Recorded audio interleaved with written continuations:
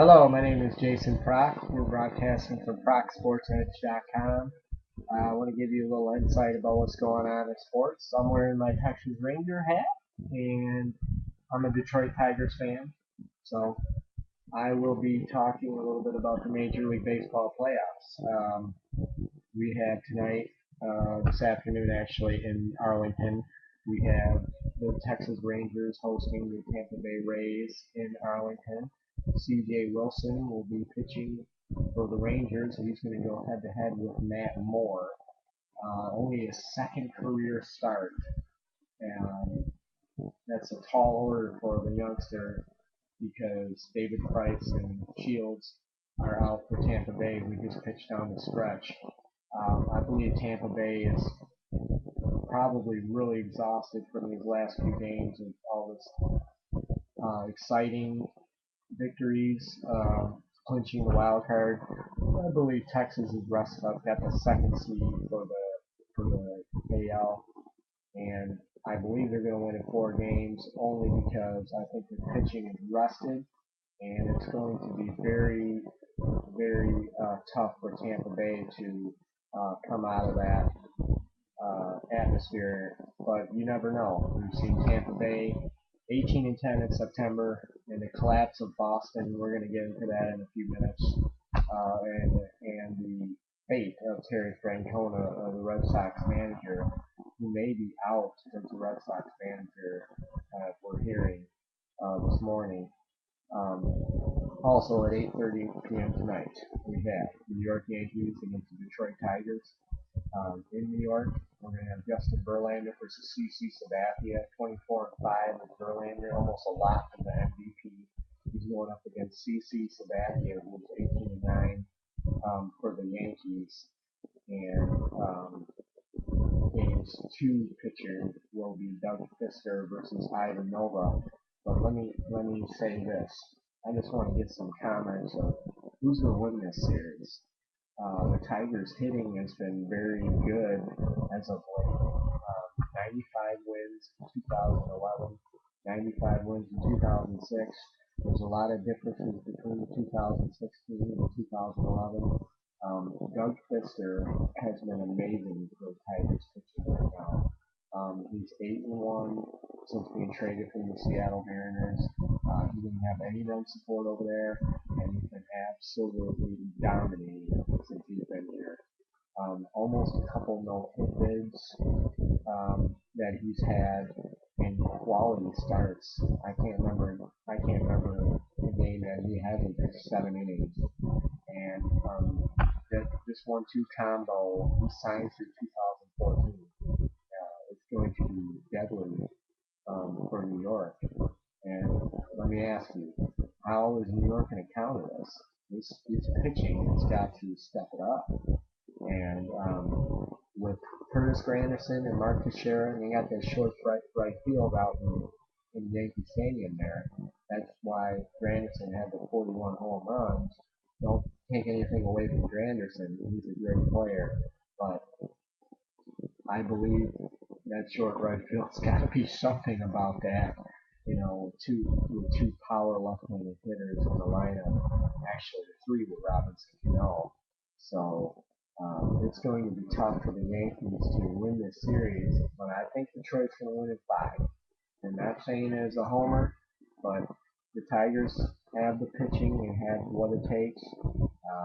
The signing of Delman Young has been absolutely vital to this club, and Alex Avila and Victor Martinez. These guys have been taking this team the whole year, and that's why they went on that 12-game winning streak, I believe. And Jim Leyland has just pushed the right buttons when they needed to be pushed. Couple games this year I can remember against the White Sox. We pinch hit Ryan Rayburn, hit a home run, and after a Maglio walk, Avila hit a home run and a pinch hit in Chicago. So it's going to be very interesting tonight. So again, game 1 of the ALDS, you have Verlander versus Sabathia, and at 5 o'clock Eastern Time, 4 o'clock Central. In Texas, it'll be C.J. Wilson, versus Matt Moore in the ALDS series. But I want to go into this Terry Francona for the Red Sox.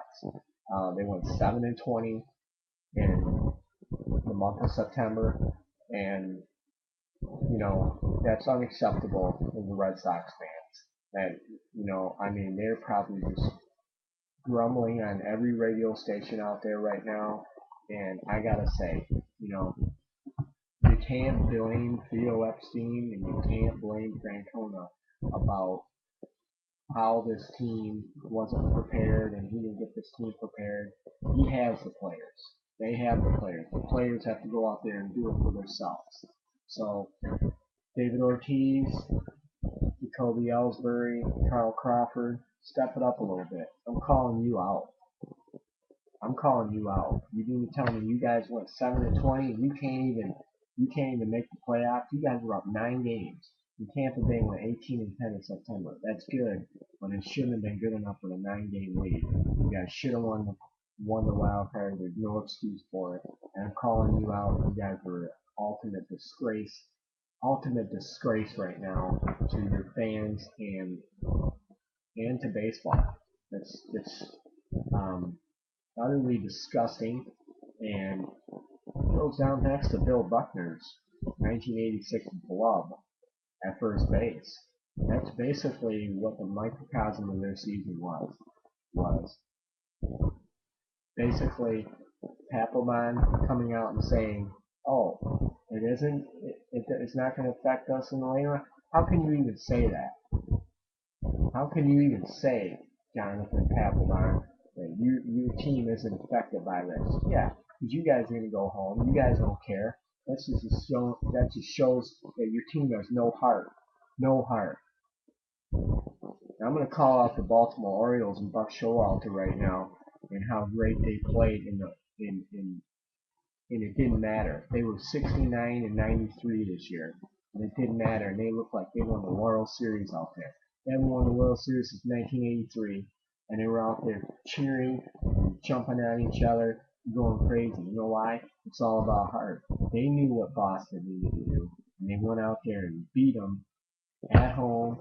They never quit, and hats off to the Orioles right now because they never quit. They never quit on Buck Showalter.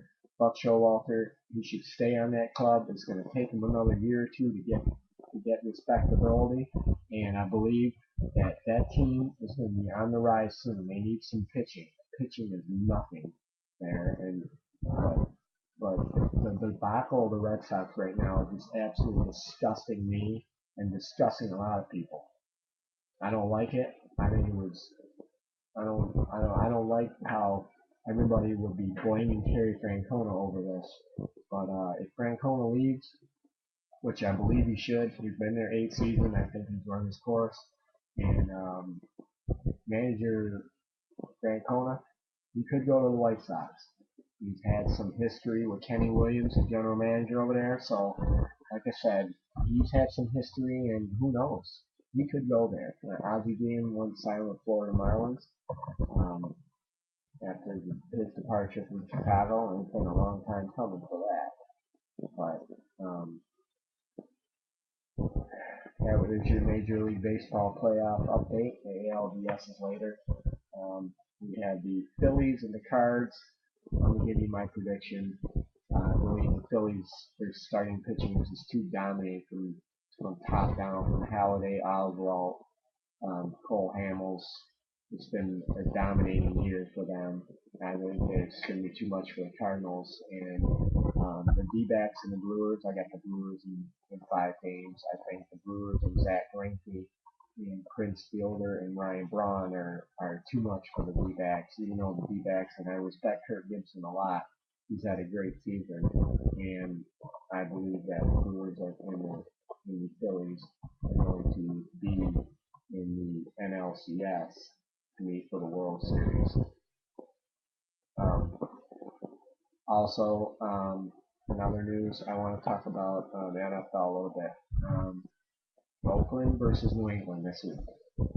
Can Oakland run on the New England Patriots? They ran all over the New York Jets last week. Darren McFadden with 234 yards rushing. Um, he went and ran in and all around that team, and just an outstanding player. Darren McFadden has come out with Oakland. Oakland, any player that goes to Oakland has been lately has been non-existent or had some issues. And hats off to Darren McFadden right now, and playing his heart out right now. And what is Bill Belichick going to do? He's going to have to come up with a counter plan to stop this team, because they're a running team. They're going to run first, pass twice, and they've got to stop that run. There's going to be a long day for New England. Can New England clear their heads out there? The Buffalo Bills and Ryan Fitzpatrick and Chan Gailey's bunch knock them off 34-31. I don't know. It's going to be tough to see. Lions and Cowboys. Romo's going to have a shot, probably an injection in his ribs again this week.